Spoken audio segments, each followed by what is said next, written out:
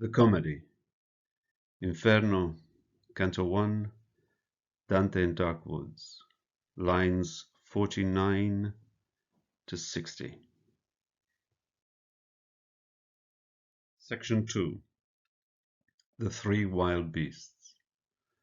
Part 3, The She-Wolf, lines 49 to 60. Next, emaciated,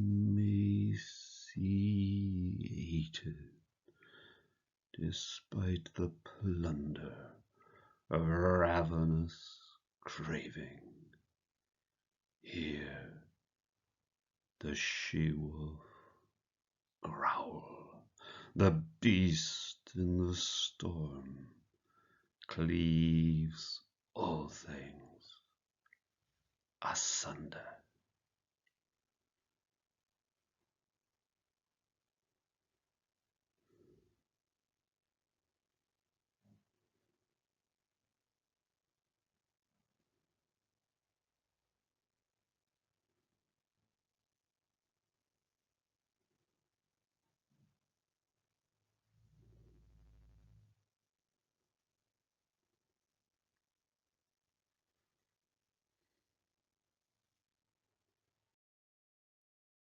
Soiled is the sight of her, my spirits run foul in her nets, are defiled, ensnared in her snags. Anguish lies in her lair with her, cheek by jowl.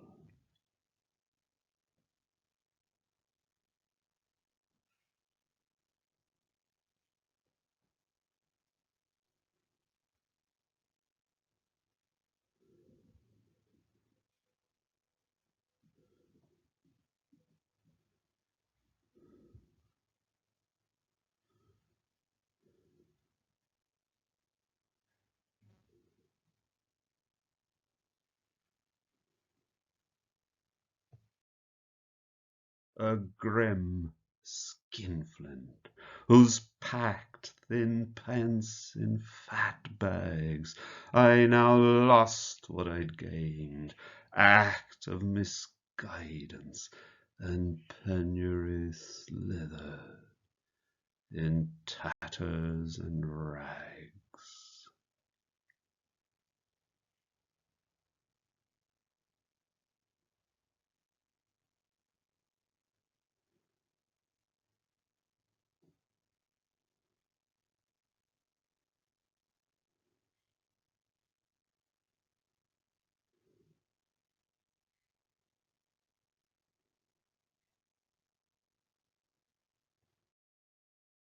As the she-wolf, haunches hackled with violence, sneaked snarling forwards into slouching attack, shoving me back to where sun becomes silence.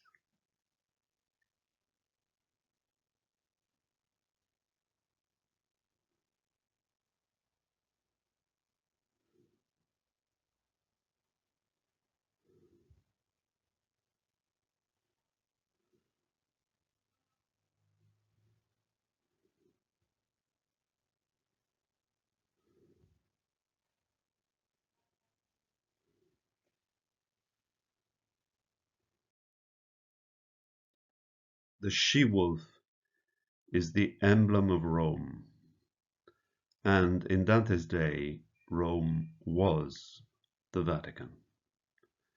It follows, therefore, that this terrifying animal that craves and plunders, wanting always more and more, can only represent the Holy Roman Church.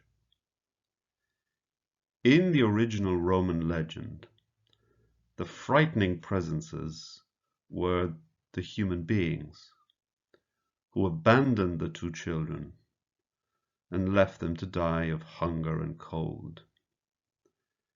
At that time, the she-wolf was the nurturing figure who saved the twins, helped them survive, and brought them up. So, what has happened? How has the benevolent model of the saving grace of nature turned herself into this scary, murderous monster who seems to represent anguish nude and crude? Well, Dante had no doubt on that account.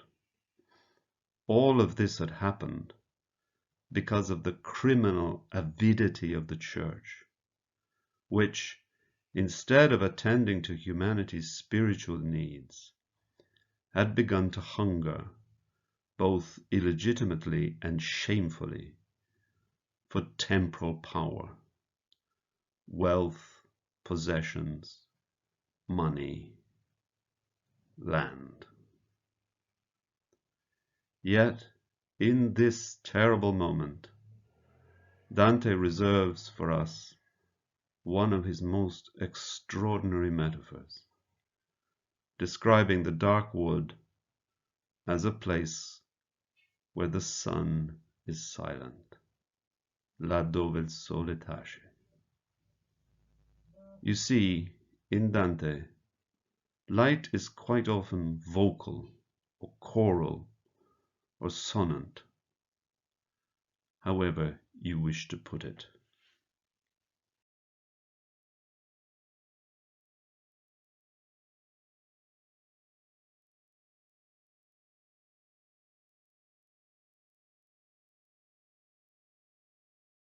Next, emaciated despite the plunder of ravenous craving, hear the she-wolf growl. The beast in the storm cleaves all things asunder.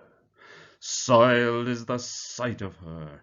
My spirits run foul in her nets, are defiled, ensnared in her snags. Anguish lies in her lair with her, cheek by jowl, her grim skinflint, whose packed thin pence in fat bags I now lost what I'd gained, act of misguidance, and penury slithered in tatters and rags, as the she-wolf, haunches hackled with violence, sneaked snarling forwards into slouching attack, shoving me back to where sun